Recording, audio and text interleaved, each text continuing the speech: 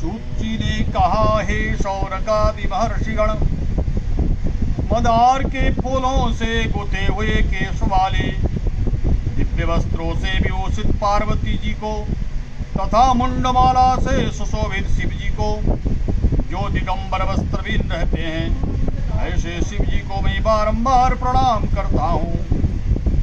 कैलाश पर्वत के रम्य शिखर पर विराजमान शिव जी से पार्वती जी ने पूछा कि हे महेश्वर, आज आप मुझे कोई सुंदर से सुंदर गुप्तर रहस्य की बात बताने की कृपा करें। वो ऐसी बात हो जो सभी धर्मों का सार, अल्प परिश्रम से ही करने योग्य तथा अत्यंत फल प्रदानी कथा का जिसमें समावेश हो। यदि आप मुझ पर प्रसन्न हैं तो उसे बताने की कृपा करें। हे प्रभु, मैंने पूर्व जन्म में ऐसा कौन सा तप, दान या व्रत किया था जिसके फलस्वरूप आप जैसे त्रिलोक्य के अधीश्वर, अनादि और अनंत रूप वाले पति मुझे प्राप्त हुए। शिव जी ने कहा, हे देवी, अब मैं तुमसे सर्वोत्तम व्रत का कथन करता हूँ, क्योंकि तुम मेरी प्रेयसी हो, अतः मैं तुमसे इस गुप्त व्रत को बताता हूँ। इस प्रकार ताराओं में चंद्रमा, ग्रहों में सूर्य, वर्णों में विप्र, देवों में विष्णु, नदियों में गंगा, पुराणों में महाभारत, वेदों में साम और इंद्रियों में मन श्रेष्ठ है। उसी प्रकार पुराणों एवं वेदों का सर्वस्व उसी प्राचीन व्रत का मैं तुमसे कथन करता हूँ। तुम उसे स्थिर चित्त से सुनो।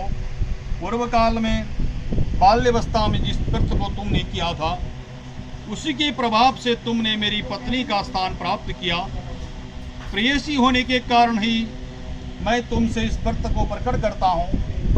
भाद्रपद मास के शुक्ल पक्ष हस्त नक्षत्र से युक्त तृतीया तिथि के दिन इस व्रत का अनुष्ठान करने से त्रिविध ताप, दैहिक, दैविक, भौतिक एवं समस्त पापों से स्त्रियां मुक्त हो जाती हैं। हे देवी, तुमने पूर्व काल में बाल्यावस्था में इस महाव्रत को तुमने हिमालय पर्वत पर किया था। उन सभी पूर्व वृत्तांतों का मैं तुमसे वर्णन करूंगा। पार्वती ने कहा, हे नाथ, मैंने इस व्रत को, उत्तम व्रत किस प्रकार किया था, उन सभी वृत्तांत को मैं आपसे जानना चाहती हूँ, आपके मुख कमल से श्रवण करना चाहती हूँ। तब शिव जी बोले, पर्वतों में श्रेष्ठ हिमालय नामक एक पर्वत है, जो अनेक प्रकार की भूमि तथा विविध वृक्षों से परिव्याप्त है। उस पर्वत पर अनेक प्रकार के पक्षी, मृग, देवगण, गंधर्व, सिद्ध, चारण और गुह्यक प्रमुदित मन से विचरण करते हैं एवं गंधर्वगण निरंतर गान किया करते हैं। उस पर्वत की चोटी स्फटिक, बिल्लौर नाम के विशेष मणि, स्वर्णमणि और मूंगों से सुशोभित है। वह पर्वत आकाश के समान ऊंचा है। उसकी चोटियां सदैव बर्फ से ढकी रहती हैं तथा गंगा का निरंतर निनाद होता रहता है। हे पार्वती, तुमने अपनी बाल्यावस्था में जिस प्रकार की कठोर तपस्या की थी, मैं उसका वर्णन करता हूँ। हे देवी, तुमने 12 वर्ष तक रहकर धूम्रपान के द्वारा बिताया था। तुमने माघ के महीने में कंठ तक जल में निवास कर वैशाख मास के प्रखर घाम में पंचांगी सेवन कर, श्रावण मास में घर से बाहर वर्षा में भीग कर मेरी तपस्या निराहार रहकर की। तुम्हारे इस उग्र तपस्या को देखकर तुम्हारे पिता हिमवान बहुत ही दुखी हुए, चिंतित हुए। ये तुम्हारे विवाह के विषय में चिंतातुर हो गए कि ऐसी तपस्विनी कन्या के लिए वर कहाँ से उपलब्ध हो सकेगा। ऐसी समय में ब्रह्मपुत्र नारद जी आकाश मार्ग से तुम्हारे पिता के पास आए। तुम्हारे पिता ने उन मुनि श्रेष्ठ की अर्घ्य, पाद्य, आसन आदि देकर पूजा की। हिमालय ने कहा, हे मुनि बरबर, आप अपने आने का कारण बतलाइए, क्योंकि परम सौभाग्य से ही आप जैसे महानुभावों का आगमन होता है। उत्तर में नारद मुनि ने कहा, हे पर्वतराज, आप मेरे आने का कारण जानना चाहते हैं तो सुनिए। मुझे भगवान विष्णु ने आपके पास संदेश वाहक के रूप में भेजा है और कहा है कि आप अपने इस कन्या रत्न को किसी योग्य पुरुष के हाथ दें हाथ में अर्पित करें। संपूर्ण देवों में वासुदेव से बढ़कर अन्य कोई देव नहीं है। इसलिए मेरी भी यही राय है कि आप अपनी कन्या भगवान विष्णु को सौंप कर जगत में यशस्वी बने। नारद जी की बात सुनकर हिमालय ने कहा, यदि भगवान विष्णु ने इस कन्या को ग्रहण करने की स्वयं इच्छा की है तो मुझे कोई आपत्ति नहीं है, क्योंकि आपकी सम्मति है। इसलिए अब आज से इस संबंध को निश्चित ही समझिए। हिमालय द्वारा इस प्रकार का निश्चयात्मक उत्तर पाकर नारद जी उस स्थान से अंतर्ध्यान होकर शंख चक्र गदा एवं पद्मधारी विष्णु के पास उपस्थित हुए। उन्होंने हाथ जोड़कर प्रणाम करते हुए विष्णु भगवान से कहा, हे देव, मैंने आपका विवाह संबंध पर्वतराज हिमालय की पुत्री पार्वती से निश्चित कर दिया। उधर हिममाल ने प्रसन्न होकर तुमसे कहा कि पुत्री, मैंने तुम्हारा विवाह भगवान विष्णु के साथ पक्का कर दिया है। पिता द्वारा विपरीतार्थक वाक्य सुनकर तुम अपनी सखी के घर चली गई और वहीं भूमि पर लुंठित होकर अत्यंत विलाप करने लगी। तुम्हें रुदन करते देखकर तुम्हारी सहेलियों ने तुमसे पूछा कि हे देवी, तुम अपने दुख का कारण मुझे बताओ, हम सभी निस्संदेह आपका कार्य पूरा करेंगी।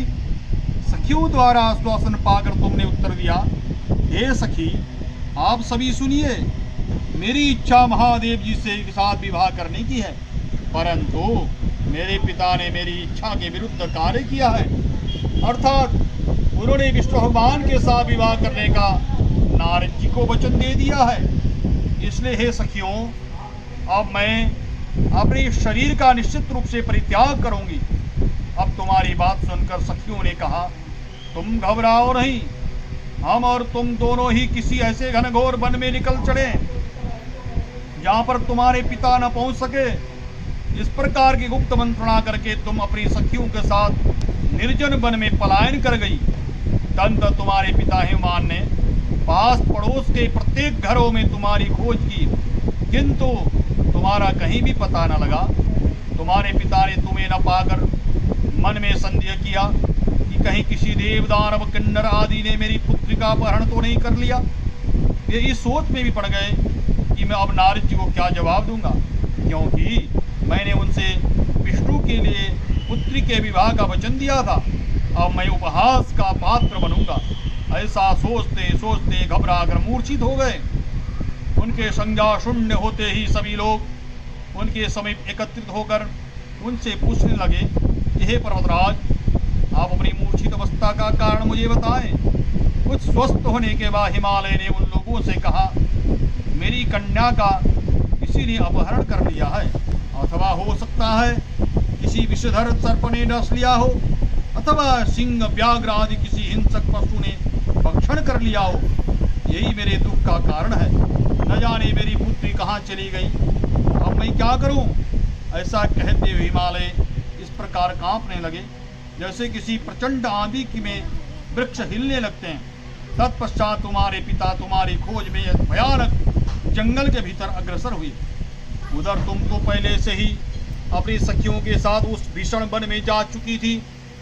उस स्थान पर एक नदी प्रभावित हो रही थी, वहाँ एक गुफा कंदरा भी था। तुमने उसी गुफा में जाकर आश्रय लिया और निराहार रहकर मेरी बालुकामयी मूर्ति शिव पार्वती सहित का स्थापन किया। जब भाद्रपद मास के शुक्ल पक्ष की तृतीया हस्त नक्षत्र संयुक्त आई, तब तुमने उस दिन रात्रि में जागरण कर गीत वाद्यादि के साथ मेरा भक्ति पूर्वक पूजन किया। हे प्रिय, तुम्हारे द्वारा की गई उस कठिन तपस्या एवं व्रत के प्रभाव से मेरा सिंहासन चलायमान हो उठा और जहाँ तुम सखियों के साथ थी उस स्थान पर मैं जा पहुँचा। मैंने तुमसे कहा कि हे वरानने, मैं तुमसे अत्यंत प्रसन्न हूँ, तुम मुझसे अपना इच्छित वर प्राप्त करो। तब उत्तर में तुमने कहा कि हे देवी, हे देव, यदि आप मुझ पर प्रसन्न हैं तो आप मुझे पति रूप में प्राप्त हो। मैं तथास्तु, ऐसा ही हो कहकर पुनः अपने कैलाश पर्वत पर आ गया। मेरे चले जाने के बाद तुमने प्रातःकाल नदी में स्नान कर मेरी स्थापित मूर्ति का विसर्जन किया। इतना करने के बाद तुमने अपनी सखियों के साथ पारण किया। उसी समय तुम्हारे पिता हिमालय भी तुम्हें खोजते हुए उसी जंगल में आ पहुँचे, किंतु वन की गहनता के कारण चारों ओर ढूंढने पर भी तुम्हारा कुछ भी पता न चला। अब तो ये निराश होकर भूमि पर गिर पड़े। पुनः उठने के बाद हिमालय ने 2 कन्याओं को सुप्त अवस्था में देखा। उन्होंने निकट आकर तुम्हें गोद में उठा लिया और रुदन करते लगे। रोते रोते ही उन्होंने तुमसे पूछा कि तुम इस घनघोर जंगल में किस प्रकार आ पहुंची। पिता की बात सुनकर तुमने उनसे कहा कि हे तात, मैं अपना विवाह शिव जी के साथ करना चाहती थी, परंतु मेरी इच्छा के प्रतिकूल आपने विष्णु भगवान से मेरा वैवाहिक संबंध स्थिर कर लिया। इसी कारण रुष्ट होकर मैं अपनी सखियों के साथ गृह का परित्याग कर इस भीषण वन में चली आई। ये तात, यदि आप मुझे घर ले जाना चाहते हैं तो मुझे महादेव जी से विवाह करने की आज्ञा दीजिए। मेरी ऐसा दृढ़ निश्चय है। तुम्हारे इस दृढ़ संकल्प को जानकर तुम्हारे पिता ने तथास्तु ठीक है कहा और वे तुम्हें अपने साथ घर वापस ले गए। घर पहुंचने पर मेरे साथ तुम्हारा पाणी ग्रहण संस्कार हुआ। उसी व्रत के प्रभाव से तुमने अचल सौभाग्य प्राप्त कर लिया। मैंने आज तक इस व्रत का कथन किसी से नहीं किया है। हे देवी, तुम अपनी सखियों के साथ अपहृत हरण की गई, इसी से इस व्रत का नाम हरितालिका पड़ा। पार्वती ने कहा, हे प्रभु, आपने इस व्रत के नाम का निरूपण तो कर दिया, अब इसके विधान महात्म्य का वर्णन भी कीजिए।